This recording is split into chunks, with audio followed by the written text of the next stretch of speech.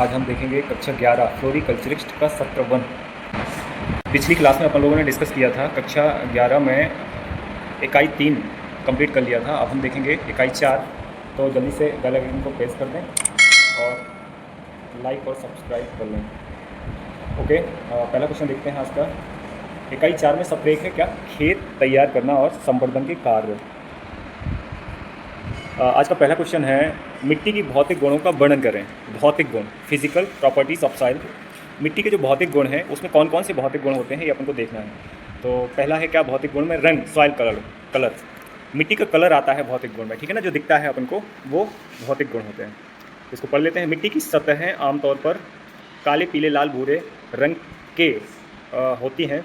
मिट्टी के ये रंग कार्बनिक पदार्थ खनिजों की उपस्थिति में मूल चट्टान के रंग के कारण होते हैं। सतह की मिट्टी का रंग इसकी निचली परतों के रंग से भिन्न हो सकता है। मिट्टी का रंग कार्बनिक पदार्थ, मिट्टी की उर्वरता, मिट्टी की प्रतिक्रिया, जल निकास, वायु संचार और इसके नीचे रहने वाले पारिस्थितिकी तंत्र का एक संकेत है, ठीक है ना। तो कलर कैसे डिपेंड होता है, ये मिट्टी का कलर कैसे बनता है?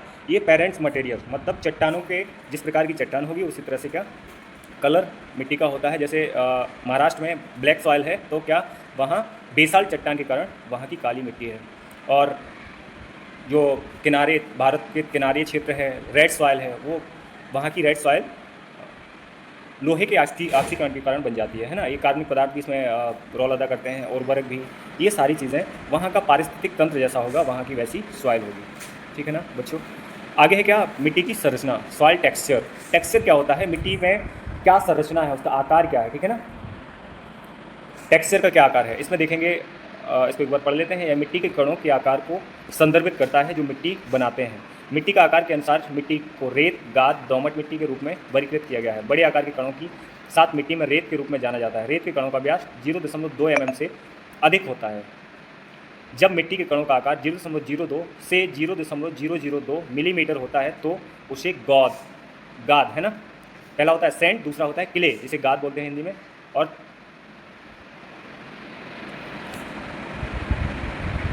ठीक है ना, सैंड, सिल्ट और क्ले।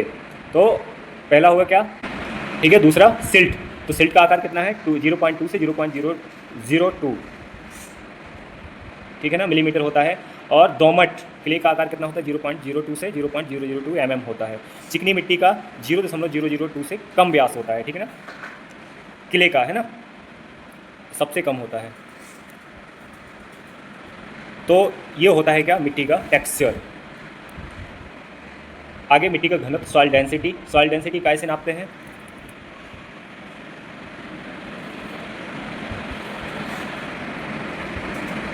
ये आप लोग कमेंट बॉक्स में बताएंगे, है ना। तो सॉइल डेंसिटी इसको पढ़ते हैं। मिट्टी में विभिन्न कण होते हैं। इसमें कुछ निश्चित प्रतिशत जगह है जिसका माध्यम से हवा, पानी आवाजाही होती है। मिट्टी के घनत्व, वजन प्रति इकाई, और इस दो तरीकों से दिखाया जा सकता है। बड़ी मात्रा में घनत्व कण घनत्व कहलाता है, ठीक है ना। तो कण घनत्व क्या होता है? जो कणों का घनत्व होता है। कणों के बीच में जो दूरी होती है, जो चिपके रहते हैं, ठीक है ना, वो क्या है? डेंसिटी होती है, ठीक है। तो सॉइल डेंसिटी मिट्टी का घनत्व होता है और पार्टिकल डेंसिटी कणों का घनत्व होता है, ठीक है ना। ये कण घनत्व है, ये मिट्टी का घनत्व है, ठीक है ना। तो कण घनत्व को पढ़ लेते हैं। यह मिट्टी के ठोस के वास्तविक घनत्व को संदर्भित करता है।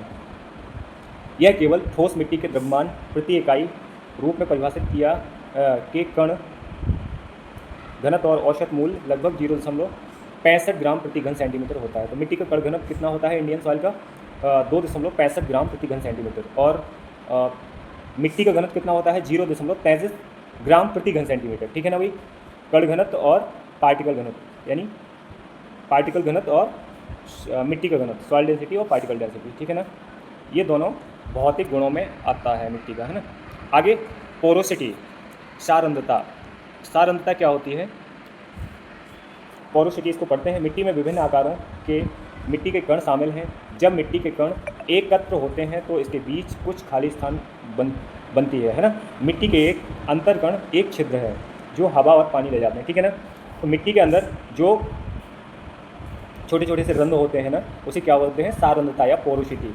इन्हीं रंध्रों में मिट्टी में सॉइल में जो छोटे छोटे से कण होते हैं उसमें क्या हवा और पानी भरा रहता है, ठीक है ना। जब हवा रहती है तो पानी रहता है, और पानी भर देते हैं तो हवा निकल जाती है, ठीक है ना। तो ये क्या है, पोरोसिटी। तो पोरोसिटी का सूत्र देख लेंगे, प्रतिशत छिद्र की जगह है क्या, 100 गुणे बड़ी मात्रा का घनत्व और नीचे कण घनत्व गुणे 100, है ना। PD इंटू 100 इंटू PD बटे SD, यानी पार्टिकल डेंसिटी बटे सॉइल डेंसिटी इंटू 100, ठीक है ना। तो ये क्या, पोरोसिटी निकल आती है, ठीक है ना भाई। आगे है सॉइल कंसिस्टेंसी। कंसिस्टेंसी क्या कहलाता है, मिट्टी में लोच होती है, वो गीली मिट्टी होती है ना, उसका कुछ भी आप बना लेते हैं, ठीक है ना, छोटे बच्चे खिलौने बना लेते हैं, वो क्या है, कंसिस्टेंसी है। ये भी मिट्टी का एक फिजिकल गुण है, ऐसा गुण है कि और दूसरे जो भी पदार्थ होते हैं उसको अपन, उसमें कंसिस्टेंसी बहुत कम होती है, मिट्टी में होती है। मिट्टी को आप कैसे भी आप मोड़ सकते हैं। गीले होने पर मिट्टी की आकृति, मोल्डिंग को बदलने की क्षमता मिट्टी में स्थिरता के रूप में जाना जाता है। इसे सूखे होने, कुचले जाने पर मिट्टी के कणों की प्रतिरोध द्वारा चूर्ण में बदलने कार्रवाई की सुनिश्चित की जाती है। मिट्टी की मजबूती के कारण इसमें अच्छी जुताई की जाती है और इसमें सूखे छिद्र, स्थूल छिद्र दोनों अधिक या कम अनुपात में होते हैं, ठीक है ना। तो कंसिस्टेंसी समझ गए, उसका लोच, गीले होने के कारण आप उसका लोच ये जानो, है ना। आगे है सॉइल टेक्सचर, मृदा की संरचना। सॉइल टेक्सचर क्या होती है, सॉइल टेक्सचर जो मिट्टी ऊपर से देखने में दिखती है, तो मिट्टी की संरचना जो देखने में दिखती है मिट्टी, वो क्या है, संरचना है। मिट्टी की संरचना से तात्पर्य मिट्टी के द्रव्यमान को बनाने के लिए मिट्टी के अलग अलग कणों को व्यवस्थित किया जाता है। व्यवहारिक रूप से मिट्टी की संरचना का वर्णन निम्नलिखित शीर्षों पर किया जा सकता है ना। आगे कुछ शीर्षक हैं,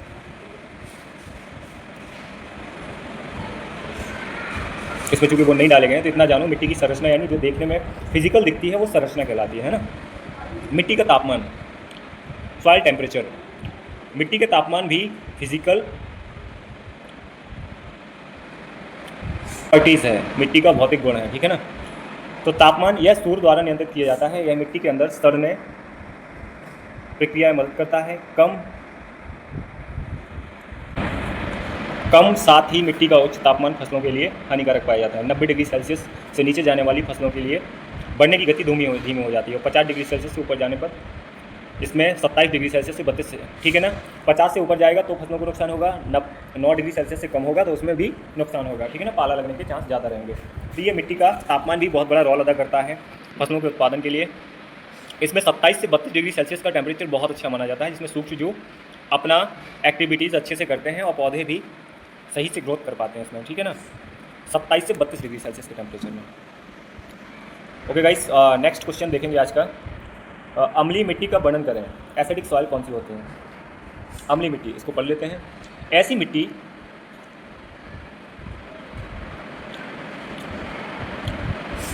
मूल सामग्री का एक परिणाम है। ये ग्रेनाइट की तरह अम्लीय चट्टान के अवशेष से विकसित होती है, ठीक है ना। इस प्रकार की मिट्टी कौन सी चट्टान से बनती है, ग्रेनाइट चट्टान से। कभी कभी उच्च वर्षा की तरह कृषि जलवायु कारक मिट्टी की अम्लता के लिए जिम्मेदार होती है। उच्च वर्षा या भारी सिंचाई के कारण मिट्टी की ऊपरी परतों में मौजूद बेस, क्षार और चूना गहरी मिट्टी में निचले चले जाते हैं और ये अनुपलब्ध हो जाते हैं। एल्यूमिनियम और की उपलब्धता बढ़ जाती है। कभी कभी उर्वरकों की जैसे अमोनियम सल्फेट, अमोनियम क्लोराइड मिट्टी की अम्लता को बढ़ाने हेतु जिम्मेदार होते हैं। मिट्टी में सूक्ष्म जीव कार्बनिक पदार्थ का कार्बनिक अम्ल में विघटित हो जाते हैं, ठीक है ना। तो अम्लता क्या है, मिट्टी में पीएच का कम हो जाना। 7 से जब पीएच पावर ऑफ हाइड्रोजन कम हो जाता है तो मिट्टी में अम्लता बढ़ जाती है, ठीक है ना। ये ग्रेनाइट चट्टानों से ज़्यादातर अम्लीय सॉइल बनती है। अगर आप अम्लीय पानी को बार बार सींचेंगे तो भी क्या उससे अम्लीय हो जाती है सॉइल, ठीक है ना। तो इसके कंट्रोल कैसे करते हैं, इसको कंट्रोल करने के लिए आप लाइम डालें, है ना, चूना डालें। तो ये पीएच मीटर है, इससे क्या मिट्टी की अम्लता को नापते हैं। जिसमें 7 से नीचे होगी वो क्या है, ये पीएच स्केल है, आप लोग देख रहे होंगे। इस स्केल में मिट्टी की पीएच को नापा जाता है। ये एसिडिक होती है, 1 से 4 तक अधिक एसिडिक, और 4 से ऊपर 7 में न्यूट्रल हो जाए, उदासीन होता है, और एल्कलाइन 8 से एल्कली सॉइल हो जाती है ना, लबड़ी सॉइल हो जाती है। तो ये पीएच स्केल से इसको नाप लेते हैं, ठीक है ना। पीएच मीटर से देखते हैं और स्केल से इसको रीड कर लेते हैं, ठीक है गाइस। आज का अगला क्वेश्चन देखेंगे, खारी मिट्टी क्या है, मिट्टी की लवणता के आधार कारण दीजिए। खारी मिट्टी क्या है और ये कैसे बनती है, ठीक है ना। तो खारी मिट्टी कौन सी होती है, लवड़ी सॉइल, जिसका पीएच 7 से ऊपर हो वो लवड़ी सॉइल बन जाती है। इसको पढ़ लेते हैं। ये ज़्यादातर बंजर, एसिड और सूखे क्षेत्रों में पाई जाती है, जहाँ बाष्पीकरण की दर बहुत कम, मिट्टी की निचली परत घुलनशील लवण ऊपर आते हैं और मिट्टी की नमी के बाष्पीकरण के कारण जम जाते हैं। कैचमेंट में आसपास की गई ढलानों की धुलाई के संग्रह से लवण जमा होते हैं और पानी में कम निकासी उच्च जल स्तर लवणता को बढ़ाते हैं।